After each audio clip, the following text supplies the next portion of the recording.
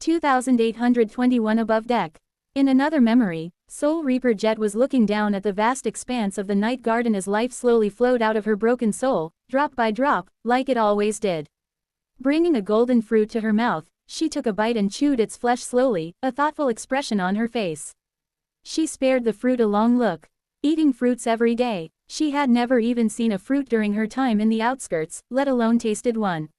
Life was sure full of surprises. It was full of unexpected outcomes, as well. Taking another bite, she continued to study the lively expanse of the layered decks far below. Things were turning strange on the night garden. The ship was currently gliding through the boundless abyss of the dark sky below the Chained Isles. There was nothing but an endless emptiness above it. Beneath it, meanwhile, was a ferocious sea of fire. It was as if the night garden was sailing above the surface of a star. The heat rising from the ocean of divine flame was keeping the Titanic ship afloat in the empty abyss. Not in the sense that it was gliding on the rising currents of warm air, though, rather, the hull of the night garden was soaking in the heat and turning it into torrents of essence to sustain its innate sorcery. Which was good news, since the ship was consuming a great amount of essence now that it was sailing on air instead of water. That was something it had become capable of after being mended and restored at the wharf of the Eternal City, among other things. Making the night garden fly had actually turned out to be quite simple. It had never relied on the winds or propulsion engines to sail, after all. Instead, it moved due to the divine sorcery left behind by the Demon of Repose. So, if its helmsman was skilled and powerful enough, the living ship could easily sail on air instead of water, or even on nothing at all, if need be. It was just that the amount of essence required to lift it into the air was too taxing for a transcendent captain. Beings of such a measly rank were quite obviously not meant to control the living vessel, and since they could not substitute the essence the night garden consumed with their own, an external source was needed to keep it in the air for prolonged periods of time. Something like a raging storm, or a sea of divine flames burning in a vast abyss. The mission to evacuate the citizens of the sanctuary of Noctis had been both sudden and ambitious. The night garden traveled to the Chained Isles through the Dream Gate, steered by the Saints of Night, Knave, Ether, Bloodwave, and Nightwalker himself. With the four of them rotating at the helm, the living ship could barely be kept afloat. The night garden arrived at the sanctuary, the city that now sprawled across half a dozen islands around the sanctuary of Noctis, where the entire local population hastily boarded it. Saint Tyrus and Saint Roan, as well as the awakened warriors of the White Feather clan, joined them as well. Then, the living ship dove into the sky below just before the King of Nothing descended upon the Chained Isles from the Hollow Mountains. And here they were, drifting above the sea of flames. Nephis had departed to wherever it was she had gone, and the human domain was slowly collapsing somewhere far above them. The night garden was severely overpopulated at the moment, and although everyone lived in cramped conditions, there was enough food for everyone. There were also 7 saints aboard: Jet, Nightwalker, Bloodwave, Ether, Knave, Tyrus, and Roan. So even if they ran out of some supplies, they could bring more from the waking world. The problem lay somewhere else. Taking another bite of the fruit, Jet narrowed her eyes as she scrutinized the movement of people on the main decks of the night garden. Everything seemed in order. However, something felt off to her eyes. There were invisible undercurrents and signs of internal strife that weren't that difficult to notice, but there was something else, too. She knew that most of the mundane population of her citadel had already succumbed to the plague of Astarion. The loyalty of the awakened warriors was questionable. Well, there were plenty of ways to confirm that someone still belonged to the longing domain, but Jet doubted that any of them were truly trustworthy. In fact, she was willing to bet that even if there was no reasonable way to fool the tests, the Dreamspawn had long found a way to do just that. Everyone acted like they used to, but at the same time, many people raised her suspicion. So, Jet and the other saints, as well as the ascended officers under their command, had been carefully positioning the troops they deemed trustworthy, or at least hoped that they were, near the vital elements of the living ship's ecosystem. The loyalists and the turncoats, the believers and the apostates, aboard the night garden were constantly getting into small conflicts, and the soldiers under Jet's command were busy making sure that things did not get out of hand. The living ship was like a powder keg, and days passed in the atmosphere of distrust and tension. It felt like a mutiny was brewing. Jet chewed on the golden fruit calmly. If the mundane population of the night garden rebelled, even if the awakened soldiers joined them, they would not be able to gain control of the living ship. That was simply because they would not be able to defeat the 7 saints who guarded it. However, Jet did not suspect only the mundane people and the awakened. She was an equal opportunity offender, so she did not fully trust her ascended officers, either, and was watching the other 6 saints, even Nightwalker, with a wary eye, too. There were definitely questionable things about them. There were more and more strange discrepancies Jet noticed every day, if it wasn't all in her head. They were probably having the same thoughts about her. 2,822 something to lose.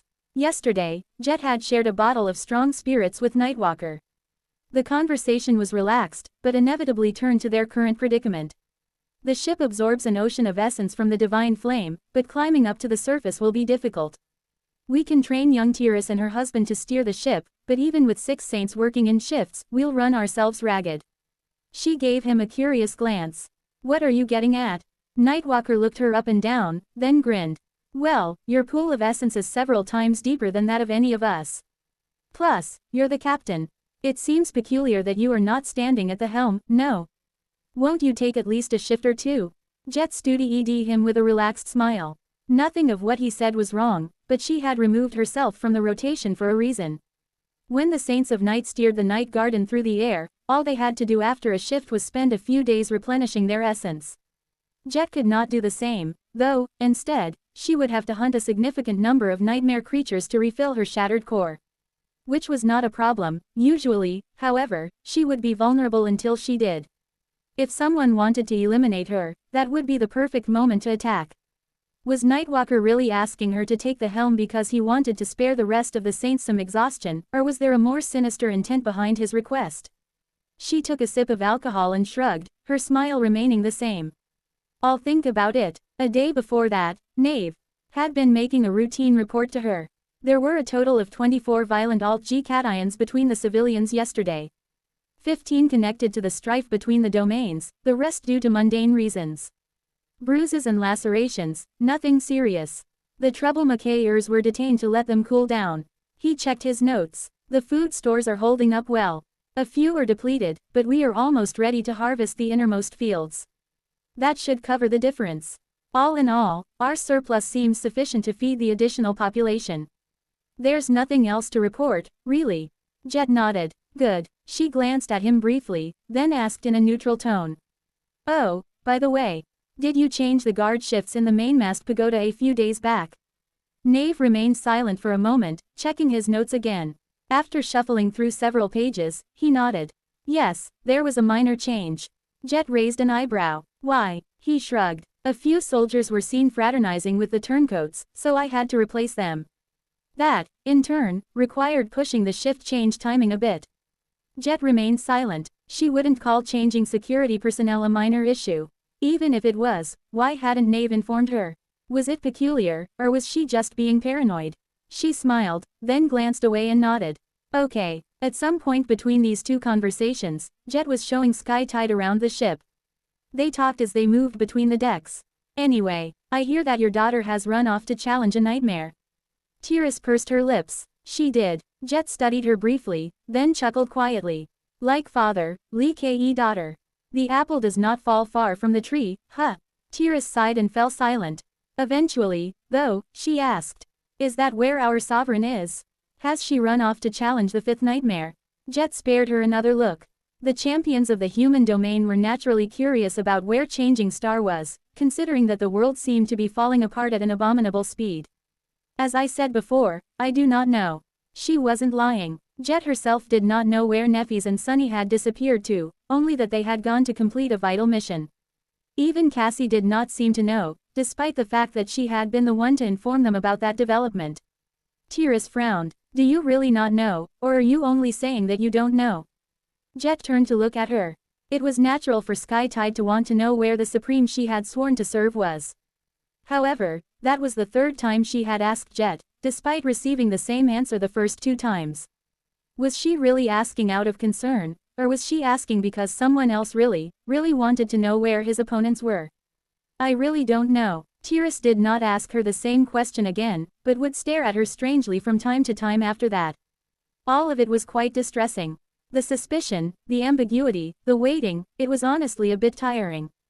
Jet almost wished that, if something were to happen, it would happen already. I wonder, can I defeat all 6, if things devolve into bloodshed? She exhaled slowly. Tiras and Roan had the terrain advantage here, in the sky below. Knave and Bloodwave were at a disadvantage instead. Ether, she wasn't sure how his aspect and the divine flames influenced each other, so it was hard to tell.